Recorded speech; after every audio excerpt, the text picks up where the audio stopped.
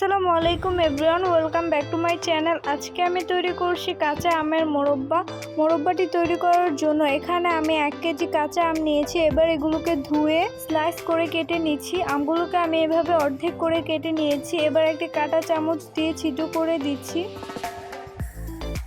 এভাবে করে সবগুলো আমকে আমি ছিদ্র করে নিয়েছি। এবার একটি মিক্সিং বোলে পরিমাণ মতো পানি নিয়েছি, দিয়ে দিচ্ছি হাফ চা চামচ লবণ। এবার আমগুলো দিয়ে দিচ্ছি। আমগুলোকে এবার আধা ঘন্টার মতো এভাবে পানির মধ্যে রেখে দিব। আমগুলো লবণ ও পানির মধ্যে রেখে দেওয়ার কারণে কিন্তু এর ভেতর থেকে কষটা বের হয়ে গিয়েছে। এবার এগুলোকে পানি থেকে উঠিয়ে নিচ্ছি। সবগুলো আমকে পানি থেকে উঠিয়ে নিয়েছি। এবার চুলায় একটি প্যান বসিয়ে দিয়ে দিচ্ছি 2 কাপ চিনি, দিয়ে দিচ্ছি 1 কাপ পানি।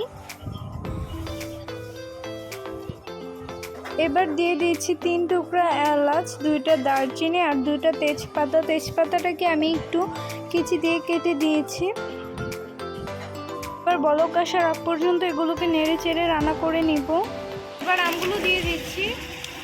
আমগুলো দিয়ে ভালোভাবে নেড়ে চেড়ে মিশিয়ে নিচ্ছি। এগুলো কিছুটা হয়ে এলে এবার দিয়ে দিচ্ছি 1 টেবিল চামচ ভিনেগার। এবার এগুলোকে স্বচ্ছ হয়ে আসার আগ পর্যন্ত জাল করে নিব। আমটা কিন্তু স্বচ্ছ হয়ে গিয়েছে। এবার এটাকে 1 ঘন্টার মতো চুলা থেকে নামিয়ে সেটার মধ্যে রেখে দিব।